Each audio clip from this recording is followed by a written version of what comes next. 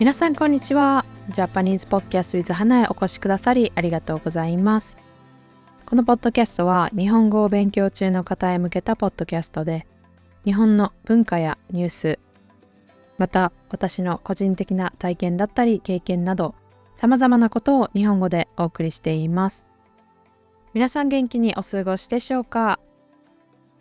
今回のテーマは私のおすすめする日本のドラマ、バラエティ番組です。以前 Q&A で好きな映画はという質問をいただいて、自分の好きな映画って何だろうと考えたことがありました。でもその時にあんまり出てこなかったんですよね。でも日本語を学んでいたら、面白い映画やドラマはなどいろいろ検索したことあると思います。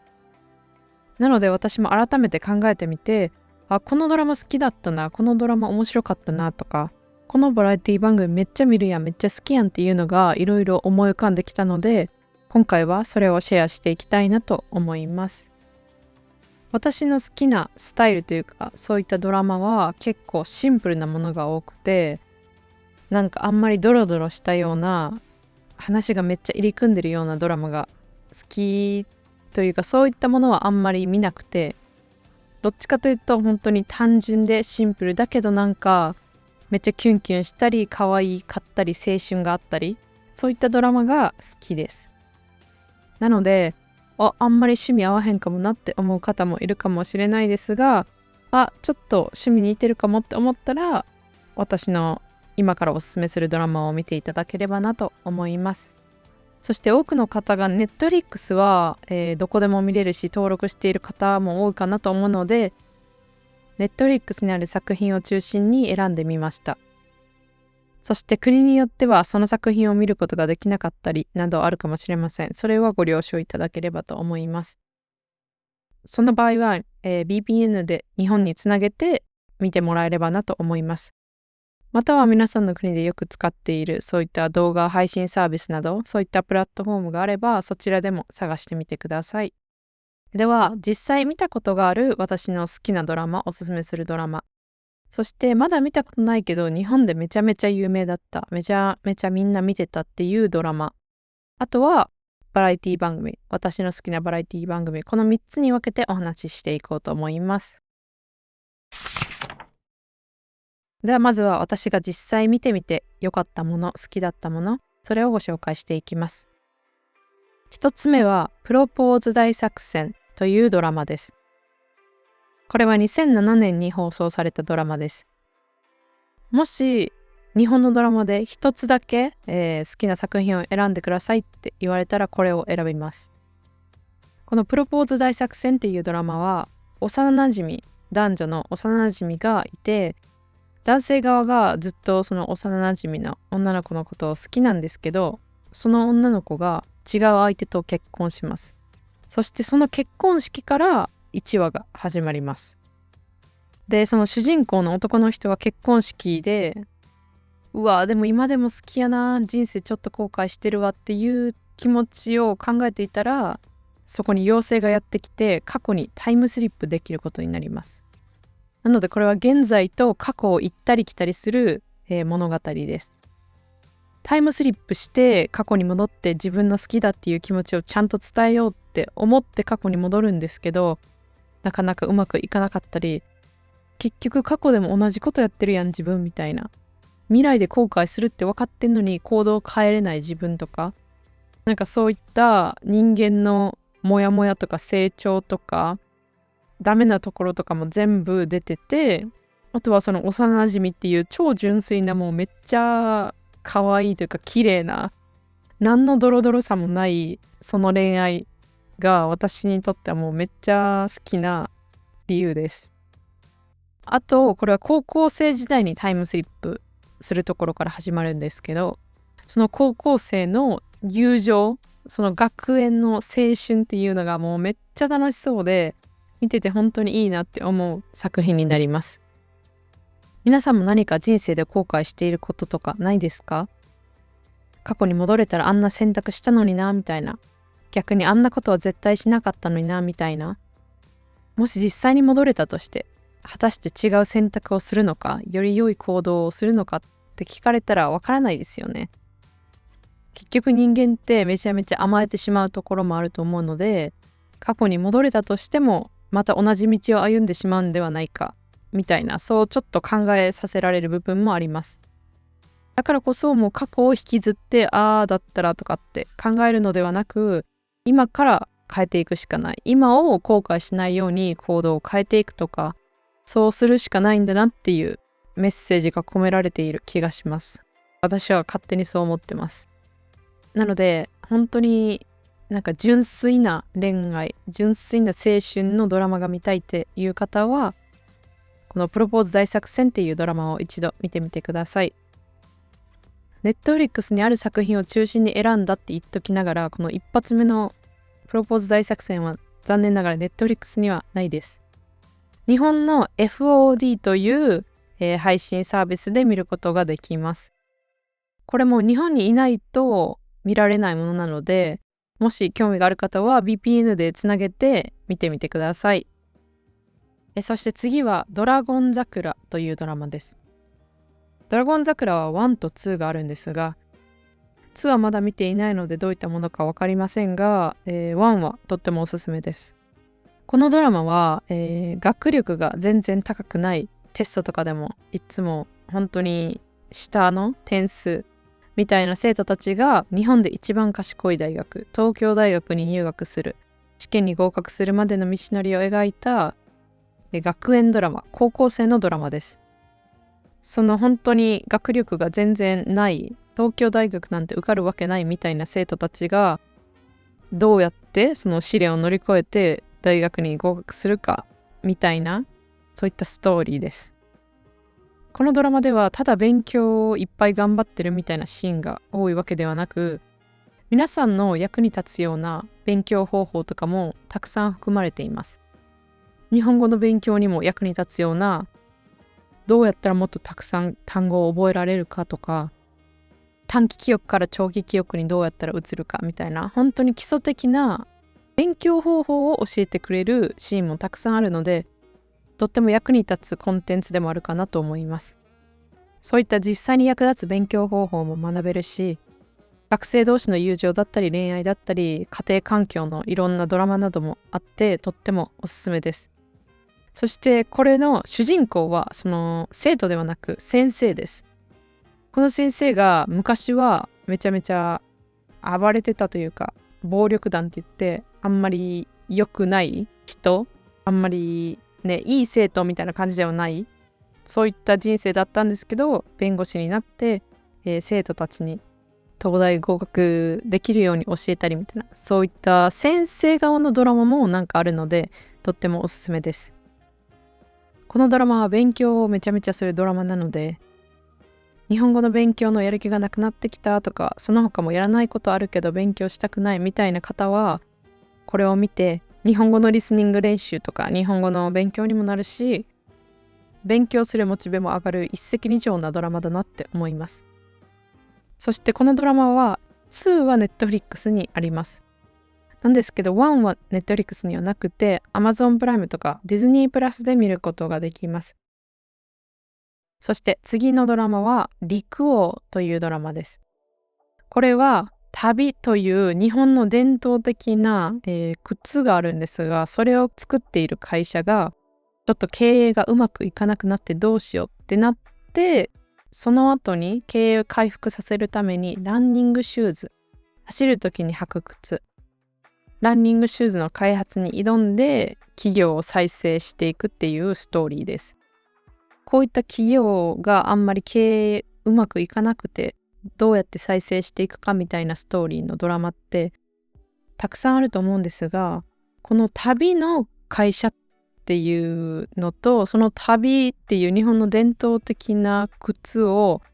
ランニングシューズっていうスポーツで履くような、マラソン選手とかが履くような靴に改良して企業を再生させていくっていう、そのなんか新しいなって私は思いました。そしてめちゃめちゃ感動するいいストーリーなので、日本の旅についても学べるし、感動系のドラマが見たいっていう方は一度見てみてください。これは Netflix で見ることができます。そして次はドクター X というドラマです。これは医療ドラマ、ドクターのドラマです。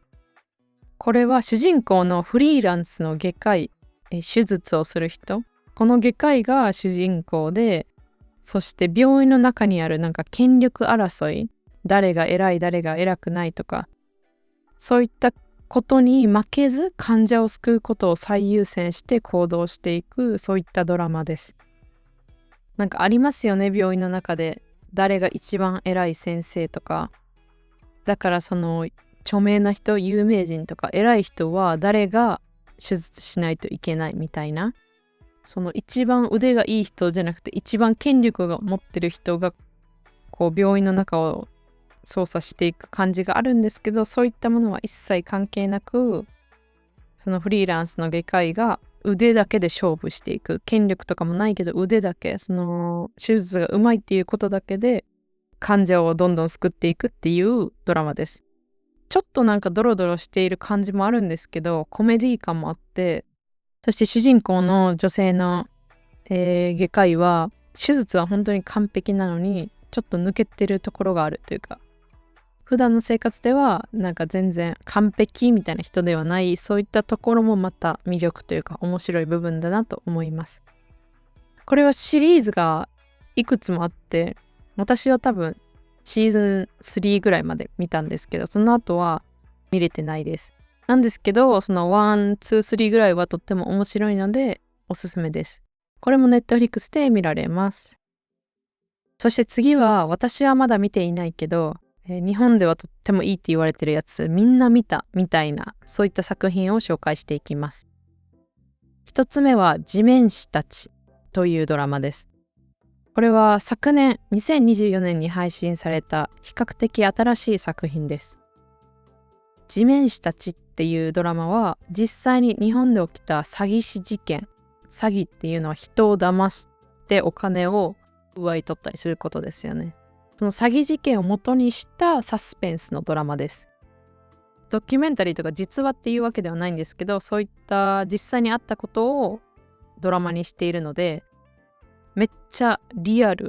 ティがすごいし、臨場感もあっておすすめって言ってる方がたくさんいました。これは土地を狙ったその詐欺師というか、実際に土地を買おうとしたらその土地はなくてとか、偽物でお金を奪い取られるとか、そういった物語になります。私は見ていないの、その詳しくあらすじを説明することはできないんですけど、本当にいろんな詐欺師同士の駆け引きだったり、どんでん返しって言ってどんどん話が展開していくみたいな、そういった内容でハラハラドキドキするサスペンスとか、そういったものが好きな方はとってもおすすめです。みんな見たって先ほど言ったんですけど、みんなってどれくらいって思う方もいると思うんですけど、去年友達とのそういう最近ドラマ見たみたいな会話をすると、もう地面師見たってめっちゃみんなに聞かれたし、あとは美容室とか行ってそういうちょっと会話する場面とかありますよね、知らない人と。そういったとこでも地面師見ましたかみたいな、まずドラマの話になった地面師が一番最初に出てくるような、結構本当に話題になっていた作品です。こんなに話題になっていたのに私はまだ見ていないんですが、私の友達とかその出会った人は、見た人はみんな面白いって言っていたので、皆さんも興味があれば見てみてください。これも Netflix にあります。そして次はファーストラブという作品です。これも私はまだ見たことがないものになります。ファーストラブっていうのは初恋って意味です。これは、宇多田ヒカルという歌手がいるんですが、その方のファーストラブという曲にインスパイアされたNetflixオリジナルのドラマです。そしてこれがめっちゃ切なくて、めっちゃ泣ける大人の初恋ストーリーみたいです。本当この世の中に運命ってあるんだなみたいなぐらい、2人が息が合わないっていうか、タイミングが合わない、ずれてどんどんすれ違っていくみたいな、めっちゃ泣けるドラマみたいです。なので初恋っていうめっちゃキュンキュンしそうな恋愛なんですけど、めっちゃ泣ける切ないでもあったかいストーリーみたいなので、そういった恋愛ドラマが好きな方はぜひ一度見てみてください。そして最後に、私がおすすめするバラエティ番組についてお話しします。日本のドラマも本当にたくさんあっていいものもたくさんあるんですが、ドラマってやっぱりセリフがあってその人のキャラクターがあってなので、日本語を学ぶとかシャドーイングの観点からするとなんかあんまり自然じゃないよな、日本人はこういう風に喋らんよな、これはドラマの世界だけよなみたいなこともよくあります。アニメと一緒ですね。そういったこともよくあるんですが、バラエティ番組はもうその人ですよね。なので聞き取りを練習するのにもめっちゃいいし、シャドーイングとか実際にどんな言葉が使われているか、スラングとかもたくさん学べますし、日本では何が流行ってるのか、どういう文化があるのか、何を面白いと思っているのかみたいな、そういったことがたくさん学べるものなので、バラエティ番組は本当におすすめします。その日本語を学ぶっていう観点でもおすすめします。なんですけど、やっぱり難易度はめちゃめちゃ高いと思います。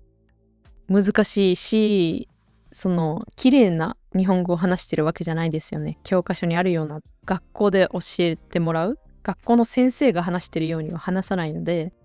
聞き取りも理解も全部めっちゃ難しいと思うんですけど、それを見て慣れる練習をしていただければなと思います。ではおすすめのもの一つ目は、月曜から夜更かしという番組です。これは司会の方が2人いて、街にインタビューしている動画を見ながらいろいろコメントをしたり会話したりっていう番組です。で、このスタッフの方がいろんな人にインタビューするっていうだけの番組なんですけど、これがめちゃめちゃ面白いです。どっちかというと人をいじって笑いを取るみたいな番組なんですけど、本当に面白いので、そして日本人は何を面白いと思っているのかみたいなのもたくさん学べると思うので、興味がある方はぜひ見てみてください。そして2つ目は相席食堂という番組です。これは2人のコメディアン、2人の芸人がスタジオに座っていて、その2人が動画を見ながら、なんか面白いものがあったらその動画を止めて喋ったりみたいな番組なんですけど、その見る動画っていうのが毎回違う方が旅に出てどこか日本のいろんなところに行って一緒にご飯を食べる人を探しに行くみたいな番組です。相席っていうのはその一つのテーブルに知らない人同士2人以上座ってるみたいな意味なんですけど、そんな感じでそのリポーターゲストが旅に出ていろんなところに行ってなんか面白い人を見つけて一緒にご飯食べたりみたいな、そういった感じです。これが本当に面白いです。この芸人2人がコメントする場面とか何を面白いと思うのかみたいなところにもめっちゃ注目だし、このゲストで旅に出ている方も本当に面白い方ばっかりなので、ぜひ見てみてほしいです。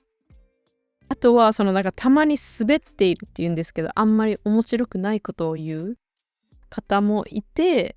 なんか何が面白くないのかっていうのも学べる気がします。そして一応いろんなところに旅に行ってるので、日本のいろんな都会、東京とかだけでなくいろんな地域の映像も見ることができるので、そういった観点からしてもいいかなと思います。そして最後は全力脱力タイムズという番組です。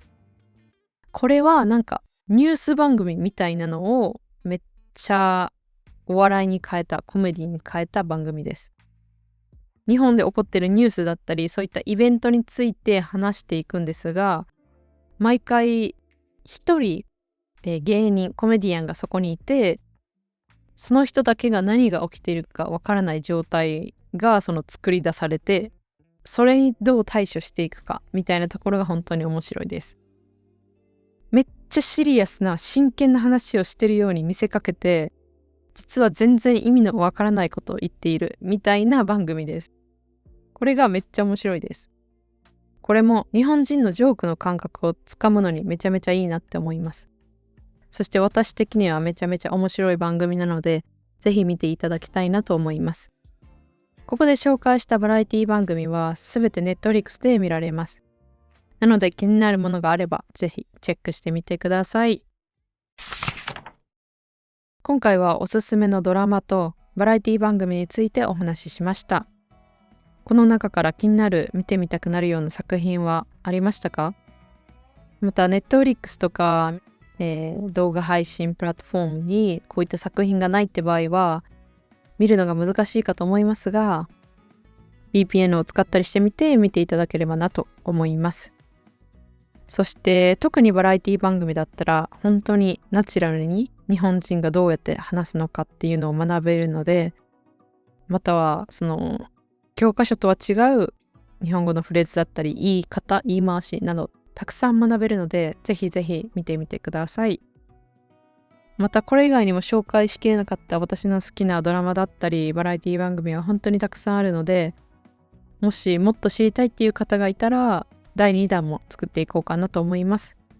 もっといろんなものが知りたいっていう場合は、ぜひコメントで教えてください。そして最後にお知らせです。現在 YouTube と Patreon でメンバーシップをしています。動画のトランスクリプトを見たい方、Patreon 限定のエピソードが聞きたい、またはこれからも動画を作るための応援だったりサポートをしていただける方がいましたら、ぜひメンバーシップへの加入お願いいたします。そしてすでに参加してくださった方々、本当にありがとうございます。これからも動画を作っていきますのでサポートしていただければと思います。今回はここまでになります。最後まで聞いてくださりありがとうございました。ではまた次回のポッドキャストでお会いしましょう。それでは。